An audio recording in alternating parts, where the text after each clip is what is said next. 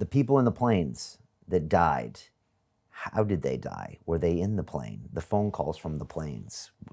There were people that did, civilians that passed away in this tragedy, right? They were in the planes or not. Well, it's a question of where they passed away. You see. Are you saying those planes were subbed out and they were killed? Just remember Operation Northwoods. They were going to land the planes at an airfield. Not sure they would want people on those planes to survive and tell the story. And there were war games going on, right? And in war games, they have actors playing parts in the war games. When I mentioned earlier about the National Reconnaissance Office and the scenario of a plane hitting that building in the war game scenario in Washington, they had smoke, bombs. People at the Reconnaissance Office had scripts to keep to. People at the Reconnaissance Office were given phone calls to make it seem like it was a real scenario.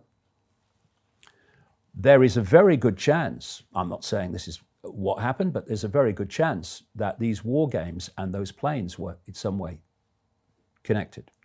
But those planes were landed, and other planes took over. And because of the sim over live, very easy to lose the plane, especially when the transponders are turned off, which gives a detail of where the plane is and all that height, everything. But in terms of that whole scenario with the phone calls, I go into that. And Flight 93 was the fourth one that crashed in the field, one, yeah, right? In Pennsylvania. But first of all, at least some of those phone calls couldn't have happened. And if some of them didn't happen, the question is, did any of them happen? And when I say didn't happen, maybe we're not the people involved, or maybe there's some other explanation. Let me explain what I mean. Barbara Olson was a CNN contributor in Vision, and she was the wife of Ted Olson, the Bush administration Solicitor General, who was in the Justice Department that morning.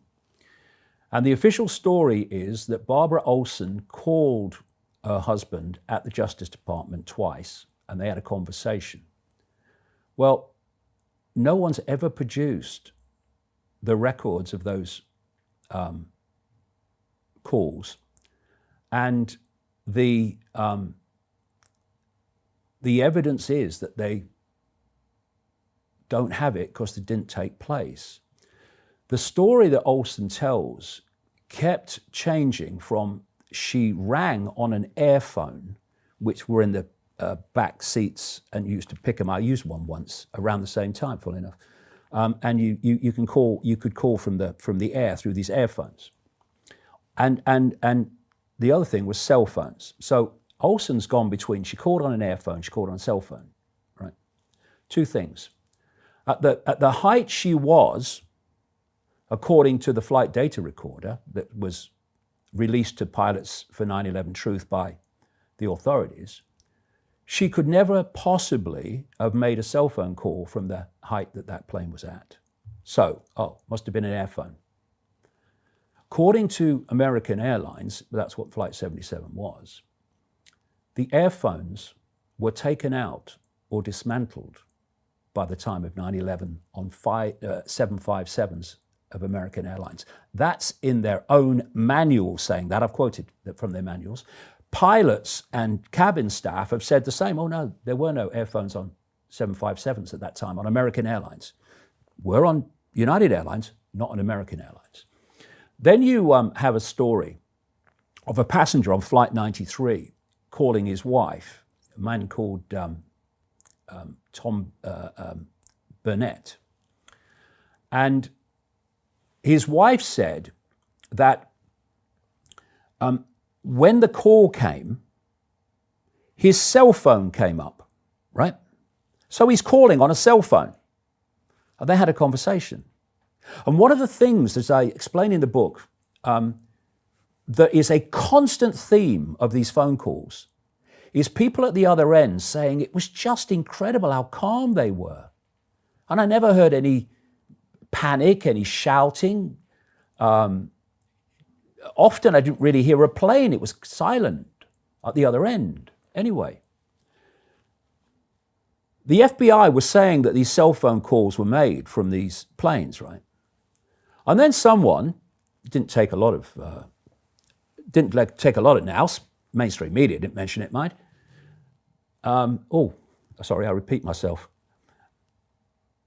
They pointed out you certainly couldn't then, make cell phone calls from the altitudes they were talking about. Absolutely impossible. So suddenly the FBI story started to change and they became airphones instead of cell phones.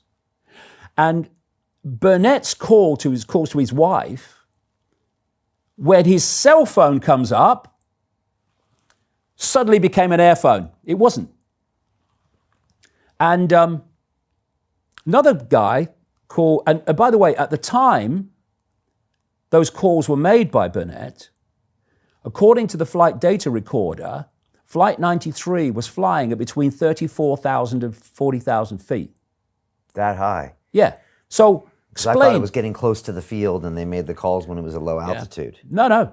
That's where, if you take, the pilots for 9/11 Truth have done this and shown that at the point those calls were made, if you take the time they were made against the flight data recorder, that's the kind of heights that this plane was flying at. So it's impossible for him to make a call. Another guy, Todd Beamer, the man of Let's Roll, the whole Let's Roll story, which, as I show in the book, almost certainly wasn't said. What's the Let's Roll story?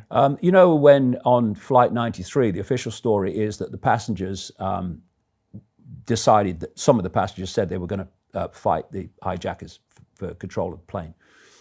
And this guy, Todd Beamer, what's claimed to be Todd Beamer, was on the phone to a Verizon airphone supervisor called Lisa Jefferson for a very long time. And she said it was absolutely amazing because that day, airphone calls were going down every few seconds or every few minutes. And yet his stayed on. And not only that, after the plane supposed to have crashed, the line remained open to Lisa Jefferson, she says this herself, for some considerable time after the plane was supposed to have crashed, because she said when the line's broken, you get a very clear tone that says the line's broken. Never broke.